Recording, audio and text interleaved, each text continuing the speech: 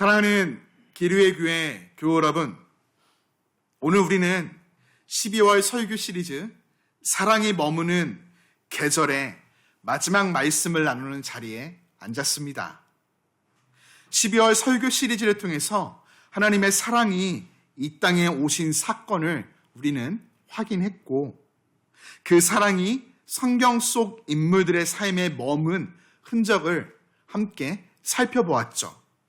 그리고 이제 그 사랑이 저와 여러분, 우리 안에 머물러 있는지를 함께 돌아보려고 합니다.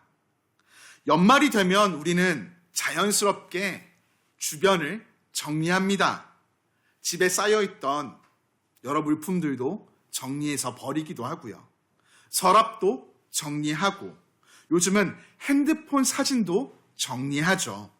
사진이 너무 많아 하나하나를 넘겨보다 보면 지워야 할 사진도 있고요. 이것은 꼭 남겨야겠다 하는 저장하는 사진들도 있죠.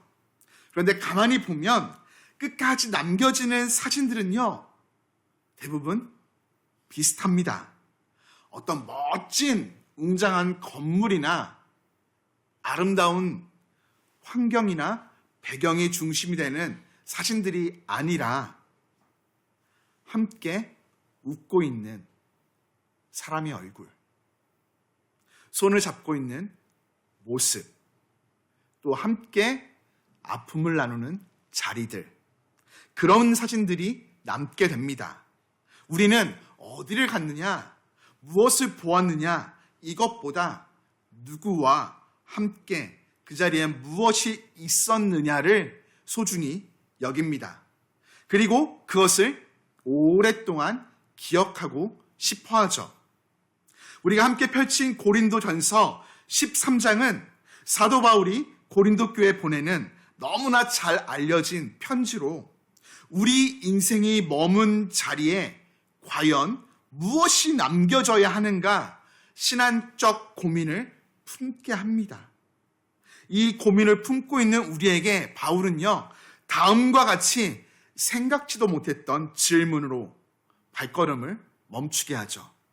들어보시겠습니까? 내가 사람의 방언과 천사의 말을 할지라도 사랑이 없으면 소리나는 구리와 울리는 꽹과리가 되고, 내가 예언하는 능이 있어 모든 비밀과 모든 지식을 알고 또 산을 옮길 만한 모든 믿음이 있을지라도 사랑이 없으면 내가 아무것도 아니요. 바울은 지금요, 방언, 천사의 말, 예언하는 능력, 모든 비밀, 모든 지식, 모든 믿음, 그거 가지고 얼마만큼 일했느냐, 이걸 따지며 묻는 것이 아니에요. 바울은 이렇게 질문합니다. 무엇으로 했습니까? 그리고 그 질문의 답을 사랑이라고 제시하며 그 사랑에 대해 이렇게 말합니다. 사랑은 오래 참고, 사랑은 온유하며, 시기하지 않고, 자랑하지 않고, 교만하지 않으며, 무례히 행하지 않고, 자기의 유익을 구하지 않고, 성내지 않고, 악한 것을 생각하지 않으며, 불의를 기뻐하지 않고, 진리와 함께 기뻐하고, 모든 것을 참으며, 믿으며, 바라며, 견딥니다. 그리고 마지막으로 그 사랑에 대해 이렇게 정리하죠. 사랑은 언제까지나 떨어지지 아니하나니 믿음, 소망, 사랑, 이 세 가지는 항상 있을 것인데 그 중에 제일은 사랑이라. 여러분, 바울은 왜 고린도 교회에 편지를 쓰면서 이렇게 사랑을 말하고 있을까요? 단순히 사랑이 아름답기 때문이 아닙니다. 편지를 받아 읽던 고린도 교회에 문제가 있었기 때문이에요. 고린도 교회는요, 다양한 은사가 있었고요, 뜨거운 열심도 있었습니다. 그리고 신앙의 표현도요, 매우 풍성했어요. 그런데 이렇게 완벽해 보이는 건강한 교회에 무엇이 문제였을까요? 바로 사랑이 신앙 공동체의 관계 속에 자리 잡지를 못했습니다. 구체적으로 어떤 모습이었을까요? 이런 것이에요. 방언의 은사를 받은 사람이 있습니다. 그가 말합니다. 나는 하나님과 직접 소통하는 특별한 사람이야. 그러면서 교회를 무시합니다. 예언의 은사를 받은 사람이 있습니다. 이렇게 말하죠. 내가 하나님의 말씀을 전하는데 왜 너가 의견을 내? 다른 이의 말을 듣지 않습니다. 지식이 많은 사람이 있습니다. 너희는 성경도 제대로 모르면서 라고 교만함을 떨치죠. 많이 헌신한 사람이 있습니다. 그가 말합니다. 내가 이 교회를 위해 얼마나 희생했는데 인정받기를 요구하는 것입니다.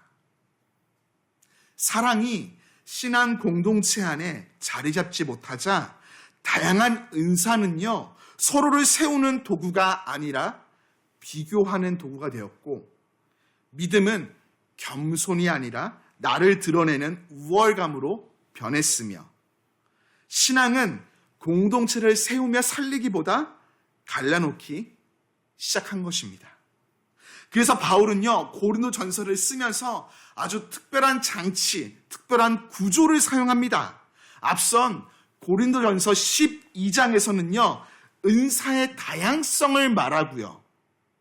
이어지는 고린도 전서 14장에서는 은사의 질서를 길게 설명합니다. 그리고 이 12장과 14장 사이에 일부러 14장을 꽂아서 끼워 놓아요. 마치 샌드위치처럼 말이죠. 바울이 말하고 싶었던 것은 이거예요. 여러분, 샌드위치를 상상해 보세요. 빵과 빵 사이에 넣는 그 내용물이 샌드위치에서 제일 중요하죠. 무엇이 담기느냐에 따라서 그 샌드위치의 이름이 바뀌어요. 동일하게 다양한 은사와 올바른 질서의 그 중심, 그 핵심은 바로 사랑이다 말하는 것이에요. 사랑은 신앙에 덧붙여지는 장식이 아니라 신앙을 살아있게 만드는 중심이다라고 말하는 것입니다. 바울은 지금 이 말씀으로 고린도 교회의 부족함을 들춰내면서 책망하려고 하는 것이 아닙니다. 고린도 교회를 사랑하기에 다시 건강하게 세우고자 영적인 지혜를 담아 전하고 있는 것이에요. 교회 여러분, 우리는 지금 한 해의 끝자락에 서 있습니다. 돌아보면 우리는 올 한 해 많은 말들을 했고요. 많은 일들을 했습니다. 또 많은 선택의 순간들을 지나왔죠. 보이는 곳에서도 보이지 않는 곳에서도 열심히 섬겼고 맡겨진 역할을 책임을 감당했으며 쉽지 않은 시간들을 견뎌내기도 했습니다. 그래서 연말이 찾아오면요, 자연스럽게 우리는 스스로에게 이렇게 질문합니다. 나는 올해 어떤 마음으로 걸어왔나? 내 말과 행동 속에 과연 사랑은 얼마나 묻어 있었을까? 과연 다른 사람들이 이것을 알아줄까? 그런데 오늘 본문은요, 이 질문을 좀 더 깊이 파고들며 본질적으로 바꾸어 되묻습니다. 여러분의 삶에 무엇이 남아있어야 합니까? 성과입니까? 결과입니까? 사람들의 평가와 인정입니까? 아니면 사랑입니까? 이 질문은요, 우리를 움츠려들게 하려는 질문이 아니에요. 우리가 나아갈 걸음을 더 바른 방향으로 이끌기 위한 질문입니다. 바울은 이 질문 앞에 우리가 답할 수 있도록 사랑에 대하여 세 가지 영적인 진리를 들려줍니다. 첫째, 사랑이 없으면 모든 것이 의미를 잃는다라는 것입니다. 바울은 1절로 3절을 통해 방언, 예언, 지식, 믿음, 헌신, 모든 것들을 나열합니다. 네, 이것들은요 모두 귀한 것들이에요. 신앙생활에서 중요한 것들이죠. 그런데 바울은요 이 모든 것 앞에 조건을 하나 붙여요. 사랑이 없으면. 사랑에 빠지면 그 모든 귀한 것들이 사람을 살리는 힘을 잃는다는 것이죠. 방언은요 소리나는 구리와 꽹과리가 되고요. 지식은 교만함이 되며 헌신은 자기 의로움이 됩니다. 여러분 이 말씀은요 사랑 없니? 그러면 너 아무것도 아니야. 이렇게 정죄하는 말씀이 아니에요. 이 말씀은 거꾸로 말하면 사랑이 있을 때 비로소 모든 것들이 살아나며 진정한 의미가 생긴다라는 뜻이에요. 바울은 지금 고린도 교회를 다시 건강히 세우려 하고 있습니다. 그리고 이 말씀은요 2000년이 훌쩍 지난 지금도 똑같이 우리에게 찾아와 우리를 건강히 세우고자 합니다. 올해 마지막 주일 예배를 드리는 우리에게 이 말씀은요 이렇게 들려와요. 올해 무엇을 했는가를 넘어서서 얼마나 많이 했는가를 뛰어넘어서 어떤 마음으로 걸어왔는지를 돌아보라. 우리가 행한 일의 양이 아니라 그 일들 속에 과연 사랑이 머물러 있었는가 생각해 보라는 것이죠. 그것이 우리의 걸어온 시간을 진정으로 의미 있게 만들기 때문입니다. 둘째, 사랑은 감정이 아니라 삶의 태도라는 것입니다. 바울은 4절부터 7절을 통해 사랑이 무엇인지 구체적으로 제시합니다. 여러분, 본문에서 바울이 말하는 사랑은요, 순간적인 느낌, 감정이 아니에요. 오늘은 사랑이 느껴지네? 오늘은 좀 사랑이 안 느껴지는데? 사랑하기 싫은데? 이런 감정의 문제가 아니라는 것이에요. 바울이 나열하는 것들을 한번 들여다보세요. 오래 참음, 친절함, 시기하지 않음, 자랑하지 않음, 교만하지 않음, 무례히 행하지 않음, 자기 유익을 구하지 않음 등등등.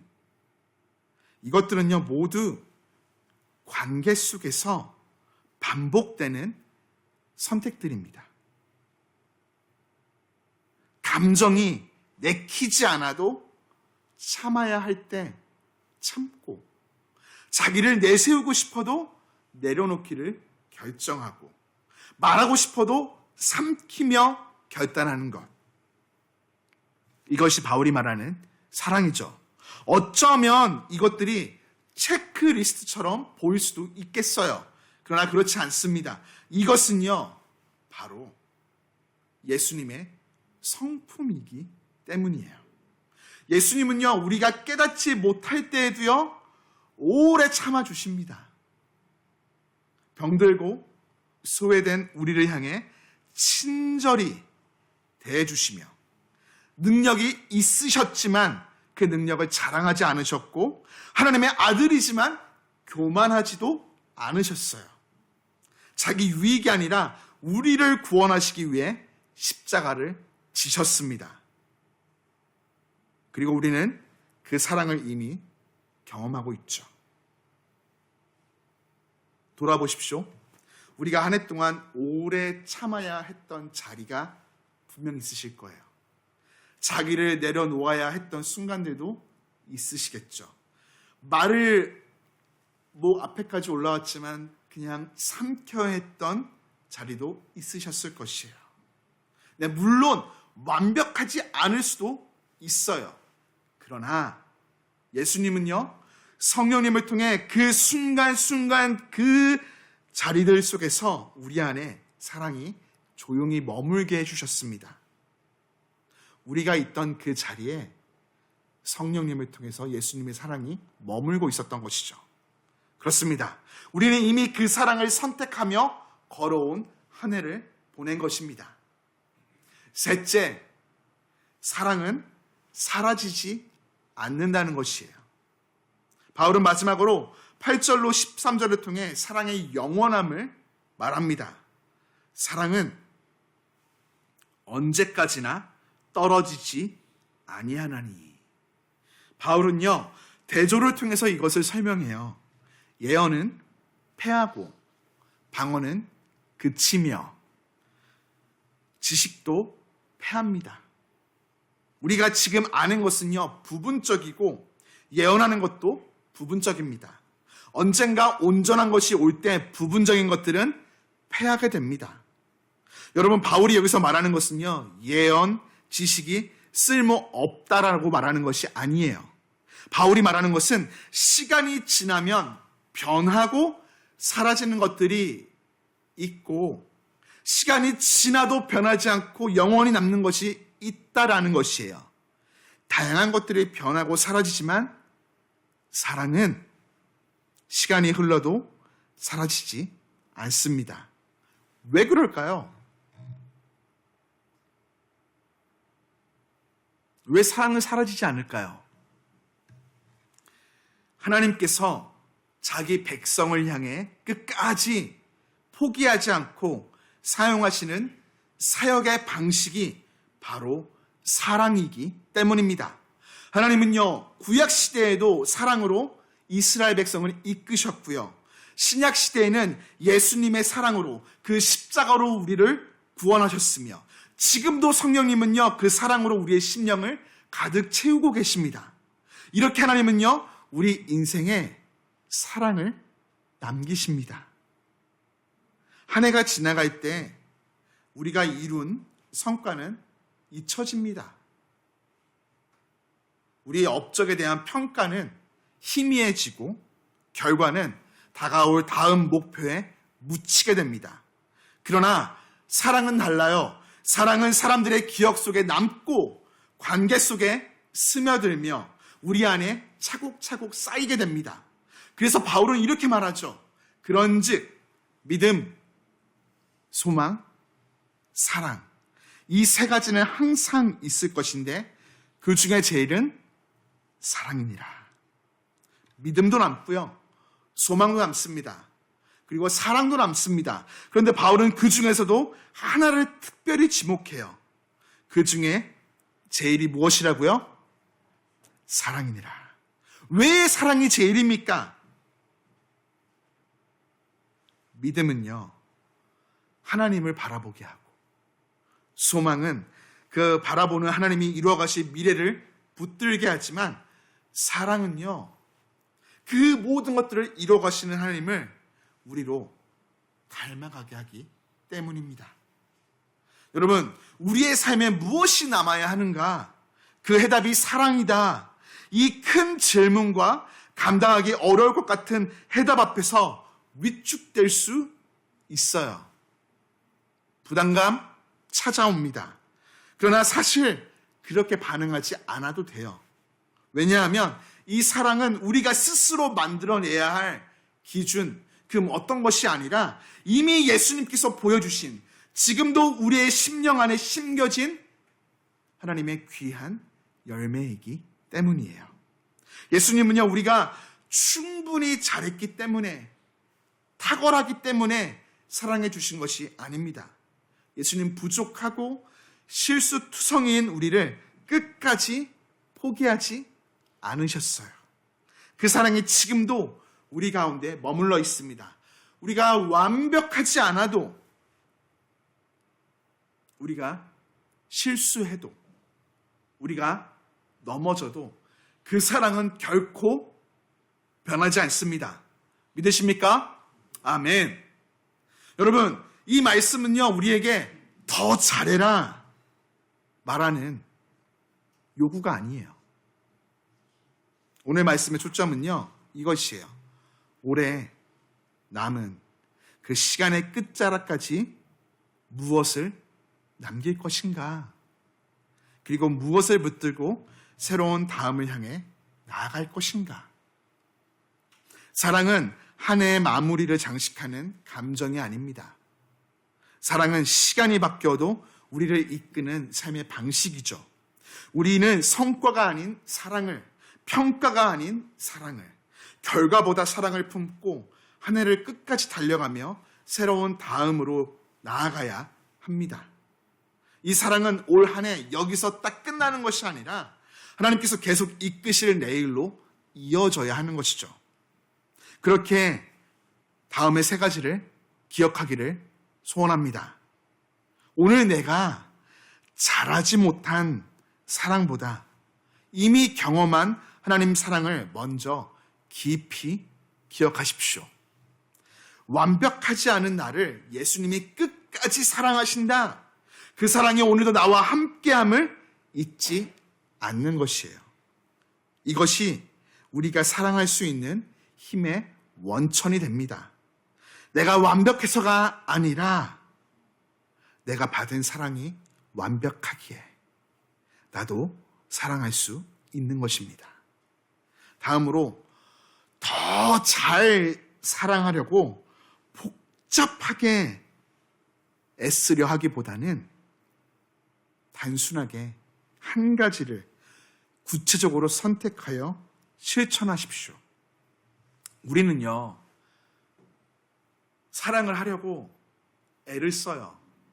근데 그거를 심플하게 전하는 게 아니라 복잡하게, 좀 멋지게 잘 드러내 보이기 위해서 노력하고 애씁니다. 근데 그러면 그럴수록 그 사랑은요, 점점 가려집니다. 심플하게, 진짜로 잘 보이는 사랑을 선택하여 실천해 보십시오. 당장 내일 아침에 만날 나를 힘들게 하는 동료에게 짜증내지 말고 한번 꾹 참아보십시오. 주일 예배가 마친 후 평소 인사를 나누지 못했던 분께 먼저 다가가 악수를 건네보며 말을 걸어보십시오. 작은 선택 하나가 사랑의 시작입니다. 제가 지난 한 주 동안 이것을 엄청 많이 느꼈어요. 저의 핸드폰에 또 노은재 사모님의 핸드폰에 여러 문자들이 오고 기도하겠다고, 사랑한다고. 근데 그 말이 그냥 예의상 보내는 문자가 아니라 진짜로 사랑이 담겨 있는 것이죠. 의사 선생님도 잘 됐어요.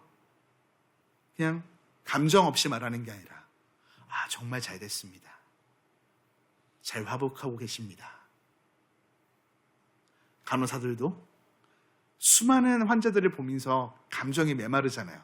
근데 와서 밝게 웃어주면서 잘하고 계세요. 한 모금만 더 드셔보세요. 한 걸음만 더 걸어보세요. 얼마나 짜증이 나겠어요. 수많은 환자들을 대하는데. 근데 다짐하는 것이죠. 복잡한 거 말고 격려하고 위로하고 할 수 있다고 용기를 북돋아주는 것. 그게 사랑이었던 것이죠. 작은 선택 하나가 사랑의 시작입니다. 그 작은 선택이 쌓이고 쌓일 때 우리 안에 사랑이 자리 잡게 될 것입니다. 끝으로 우리가 모여 이룬 길 위의 교회가 완벽한 공동체가 아니라 사랑을 배워가는 신앙 공동체임을 기억하십시오. 우리 교회는요, 고린도 교회처럼 아직도 부족함이 있습니다. 서로 오해하기도 하고요. 갈등도 생기며 실수도 합니다. 그러나 그것이 우리가 실패한 교회라는 뜻은 결코 아닙니다. 우리는 사랑을 배워가는 과정에 있는 신앙 공동체입니다.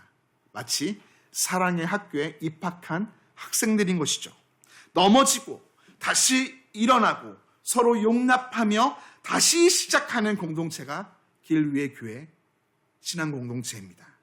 그 과정 자체가 하나님께서 우리를 아름답게 빚어가는 방식인 것이죠. 그래서 우리는 이 사랑을 끝내지 않고 이 사랑을 품은 채 하나님께서 여실 다음 시즌으로 나아갈 것입니다. 그리고 하나님께서는요, 지금까지 베풀어 주신 그 사랑의 역사 위에 또 다른 은혜의 이야기를 써내려 가실 것입니다. 한 해를 마무리하는 이 자리에서 다시 한번 기억하며 고백하고 싶습니다. 우리 안에 머무는 것은요, 우리의 성취가 아니라 하나님의 사랑입니다. 우리를 이끄는 것은 우리의 계획이 아니라 하나님의 사랑입니다. 그리고 우리의 나아갈 길을 밝히는 것은 세상의 능력이 아니라 역시 결국 하나님의 사랑입니다. 사랑이 머무는 계절은 이 12월로 끝나지 않습니다. 우리가 사는 모든 날이 사랑이 머무는 계절이고 우리가 앉아있는 그 모든 자리가 사랑이 머무는 자리입니다. 이것을 기억하며 한 해를 사랑 안에서 잘 마무리하고 또 새해를 기쁨 가운데 시작하기를 주님 이름으로 축복합니다. 우리 함께 이렇게 기도합니다.